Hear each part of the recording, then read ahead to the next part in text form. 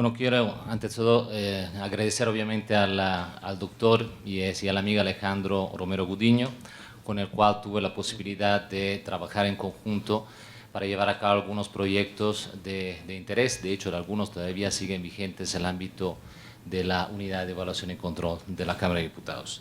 Agradezco también la anfitrionía del doctor Carlos Reta, presidente del Consejo Directivo del Instituto Nacional de Administración Pública, y ni se diga obviamente la compañía en este momento con el auditor superior de la Federación, el licenciado David Colmenares Páramo, y obviamente el maestro David Villanueva Lomelí, ¿no? Y es el sucesor obviamente de Alejandro Gudiño. Quiero enfocar, ¿no? esta participación en, obviamente en el texto que muchos de ustedes tienen a la mano, le voy a dar una pequeña reseña de ese texto para que ustedes puedan obviar su lectura. No es cierto, nada más le doy la síntesis de ese texto, de hecho le voy a subrayar algunos aspectos muy interesantes, y además voy a aprovechar, ¿no?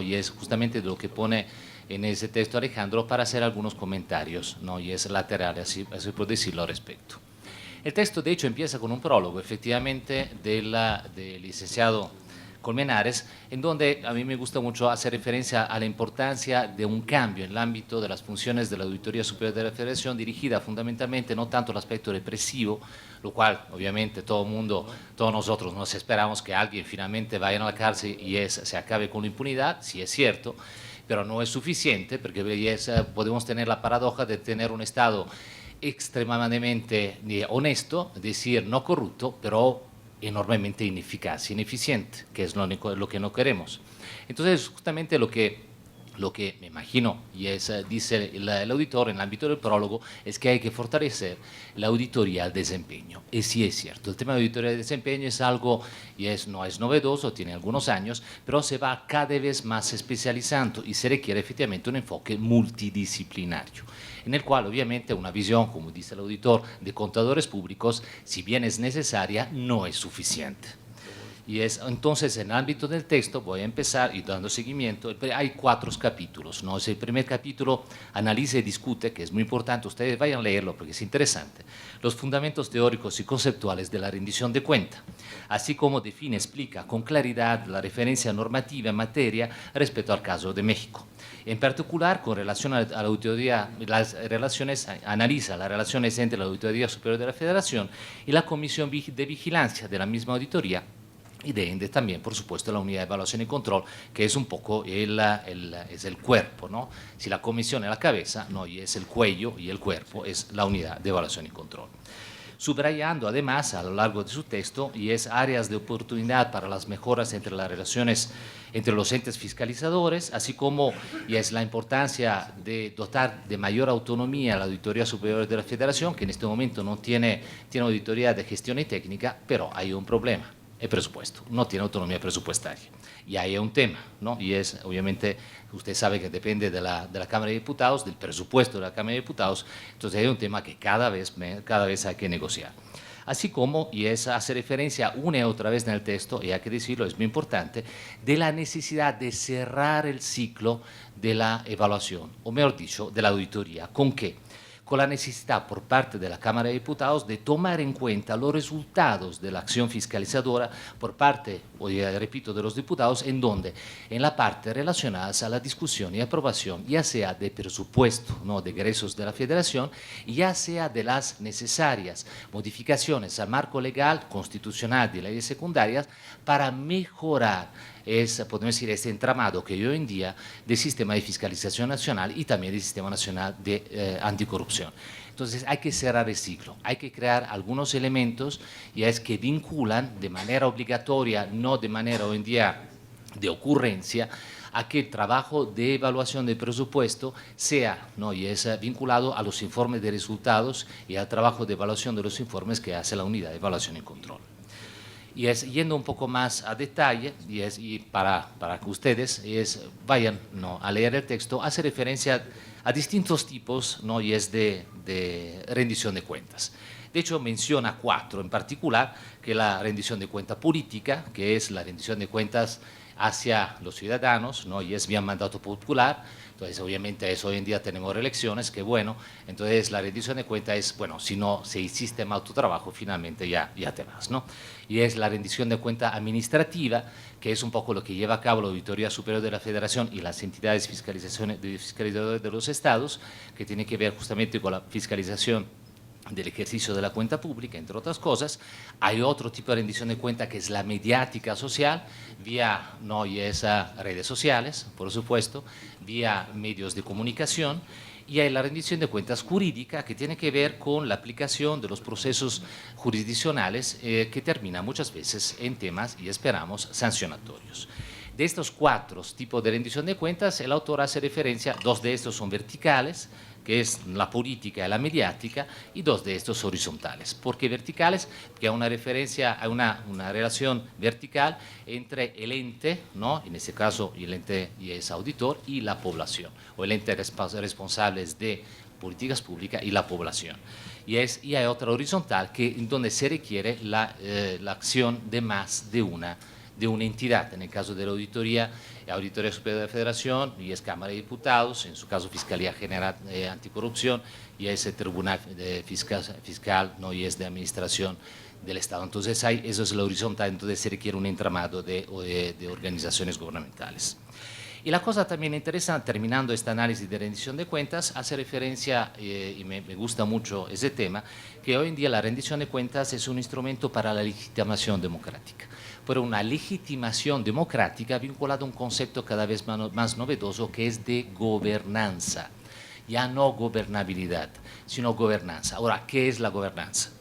La gobernanza, dice la doctora Renate Mainz, que es una experta y es alemana en el tema de la gobernanza, dice, se utiliza ahora con frecuencia para indicar una nueva manera de gobernar que es diferente del modelo tradicional de control jerárquico, que es un modo más cooperativo en el que los actores estatales y no estatales participan, ¿no? En sus relaciones para llevar a cabo políticas gubernamentales. Ahora, la atención de las investigaciones de sociología política y administración pública se desplazan hoy en día cada vez más hacia el análisis de las formas de autogobierno, por ejemplo, gobernanza corporativa, en el caso del sector empresarial, en las buenas prácticas de responsabilidad social, en el autogobierno comunitario, así como de forma de autorregulación, códigos de ética, código de conductas, código de integridad, estándares normativos de naturaleza administrativa, así como las creaciones de redes de interrelaciones, de networking, cada vez más intensas y articuladas. Es decir, el tema de la gobernanza hace referencia a una nueva forma de existencia de las relaciones entre sociedad civil, Estado, ¿no? y estructuras empresariales. Ya no es la clásica tríada de los años 70, sino hay más poliarquía, ¿no? y es en el ámbito de la distribución de poderes y obviamente de ejercicio de facultades, ¿no? y es de recursos públicos, en donde se necesita más comunicación. De hecho, la gobernanza implica una redefinición de los mecanismos de rendición de cuentas y en los últimos años han ido surgiendo nuevos mecanismos de rendición de cuentas que son más flexibles y permiten superar los problemas planteados a lo largo del tiempo por los mecanismos más tradicionales. Un ejemplo de eso es la misma existencia del Sistema Nacional Anticorrupción y del Sistema Nacional de Fiscalización. Son sistemas, ¿qué quiere decir? Son sistemas en donde se integran estructuras de la organización civil y a veces empresariales y estructuras, ¿no? y es de la organización estatal a nivel federal, así como locales. Es un ejemplo, ¿no? y es de la gobernanza. Un tema que quiero ahora aprovechar del texto de Alejandro es un poco enfocarme al tema de la evaluación y más que todo de la evaluación del desempeño. Hay que considerar que el proceso de auditoría o de fiscalización es un proceso, es una cadena de valor. Y en México tiene 4 estructuras, 4 instituciones, en donde en la cumbre de esta cadena de valor está la Comisión de Vigilancia de la Auditoría Superior de la Federación, el doctor, ¿no? y es el maestro David. Y después está la Auditoría Superior de la Federación, después están las entidades evaluadas o fiscalizadas y finalmente están los ciudadanos. Es importante, y es en el ámbito del análisis y evaluación y ese conocimiento de los procesos de fiscalización y auditoría, nunca perder de vista que la auditoría es parte de una cadena de valor. Y así cada quien tiene sus funciones, cada quien tiene sus responsabilidades. Y en el ámbito de la evaluación de desempeño, que esperamos que obviamente tenga cada vez más éxito, el tema es que cada parte, moviéndose de manera adecuada, detona qué cosa, mejoras, ¿no? Y es el ámbito de los servicios y productos que se dan a los ciudadanos. Si todos los procesos siguen de manera planeada, de manera organizada, de manera alineada, ahorita vamos a ver con los objetivos, ¿no? Y planeado, definidos en el ámbito de la administración pública, el resultado final debería y debe derivar en una mejora a los servicios y a los productos que la administración pública, el Estado, provee a los ciudadanos. Ese es el primer punto. Ahora, el tema es de la estructura. Ahora, ¿cómo tiene que funcionar? Ahora, la evaluación del desempeño, usted piensa, bueno, es fácil, no, es muy complicada. ¿Por qué es complicada? Porque cómo se lleva a cabo, cómo se hace, cómo opera, ¿no? Y es cómo se construye un proyecto, una auditoría de evaluación de desempeño, ¿con base en qué? Bueno, ¿cuáles son los términos de referencia? Bueno, términos de referencia, por supuesto, y al auditor nos puede decir, bueno, tenemos los manuales, ¿no? Y tenemos los lineamientos. Sí, es cierto, efectivamente es la parte operativa. Pero tú tienes que tomar en cuenta qué cosa cuando quieres evaluar. Y los programas, ¿no? De la administración pública, los planes de la administración pública federal. Ahí tenemos hoy en día el PND, el Plan Nacional, ¿no? Y de Desarrollo, así como sus distintos ejes, objetivos, líneas de acción. Después tenemos la importancia, porque obviamente la evaluación de desempeño se inserta en el ámbito de una estructura administrativa y como tal se tiene que tomar en cuenta el marco normativo. Desde el aspecto constitucional, que no hay que perder de vista, hay un tema de derechos humanos, porque la Constitución se fundamenta antes que todo, es un tema que no es un tema de formal, es un tema de fondo, que son los derechos fundamentales.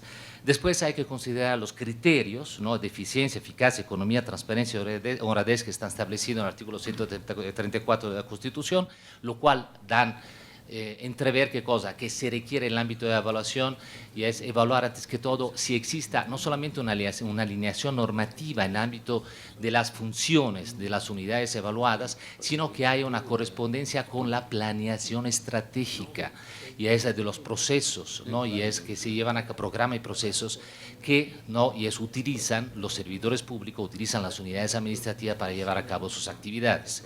Porque si no hay alineación normativa, si no hay una planeación estratégica en el ámbito de la unidad evaluada, ¿qué vamos a evaluar? Un desastre, ¿no? Lo que vamos a observar, efectivamente, que los recursos se van para todos los lados. Porque además de eso se cuelga, ¿qué cosa? La matriz de indicadores de resultados, es decir, la matriz de marco lógico que tiene que ver, bueno, que se tiene que ver con una estructura de planeación estratégica, una estructura conceptual antes que todo, que tiene que utilizar los administradores públicos para ejercer sus programas con base a una alineación, ahora sí, programática. Y viéndola bien, la matriz de indicadores de resultados no es otra cosa que un tablero de mando. Y finalmente tenemos la importancia fundamental de la documentación de los procesos, productos, de ahí la importancia de los archivos, es decir, de documentar todos los procesos.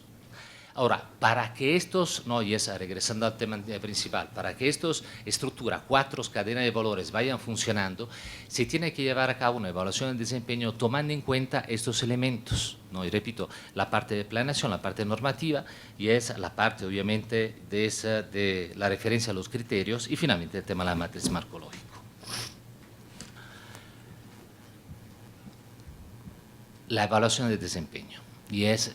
Ahora, yendo a un tema todavía más de detalles, cuando uno empieza la evaluación de desempeño, el primer deber es conocer al detalle la unidad evaluada.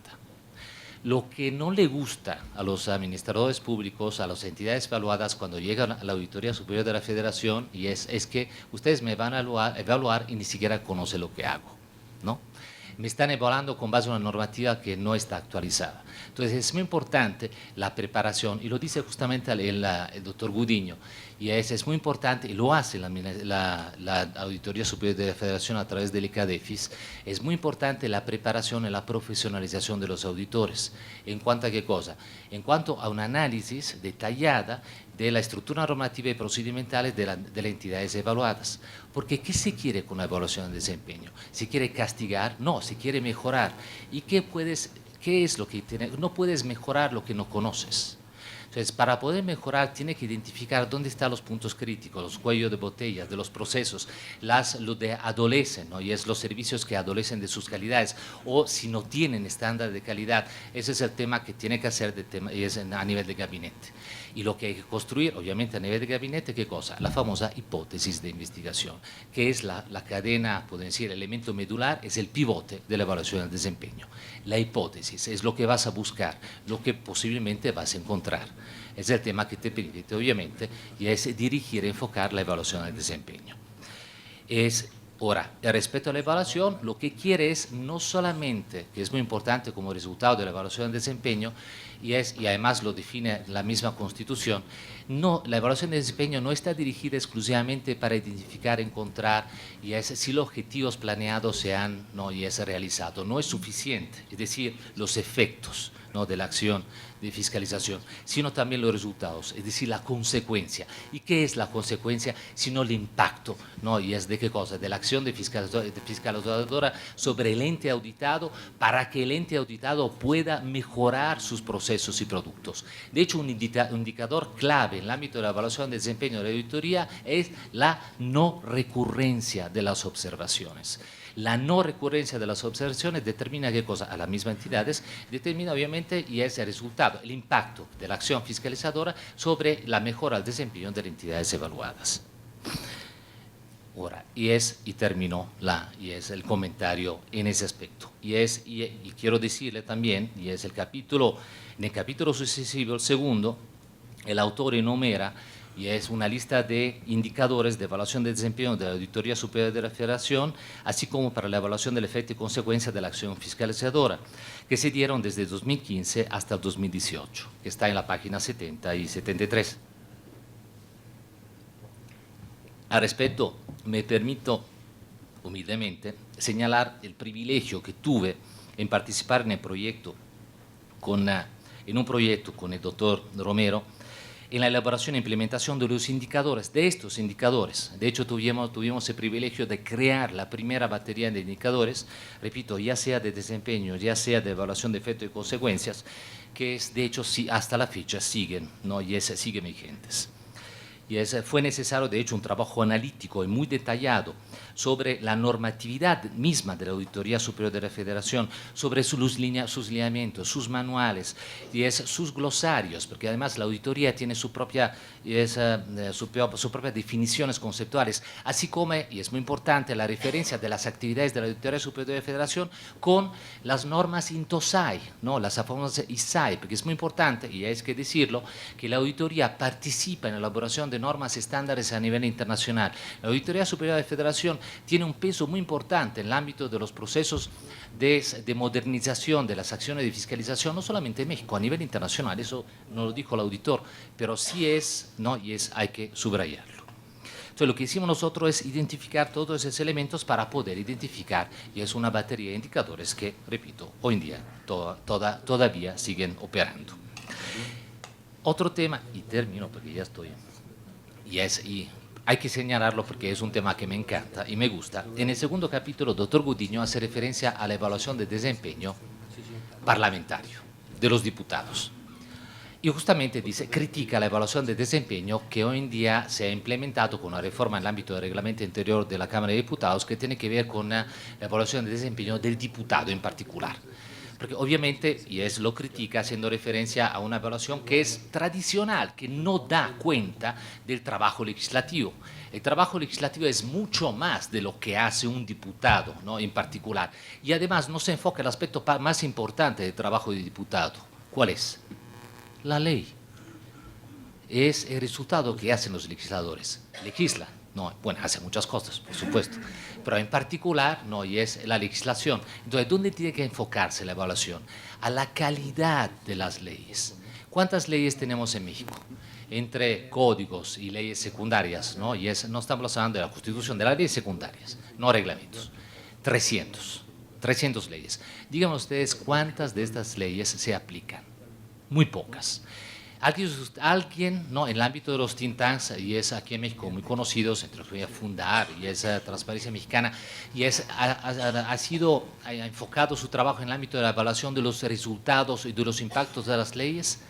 de la evaluación ex post, nadie en México hasta la fecha ha enfocado el análisis del desempeño en la evaluación del desempeño de las leyes. No sabemos nada de lo que pasa con las leyes en México, nada. Conocemos partecidas, pero no leyes en general. Es lo que falta en el ámbito de la evaluación de desempeño, tomando en cuenta el segundo capítulo, que es un poco la segunda referencia que hago.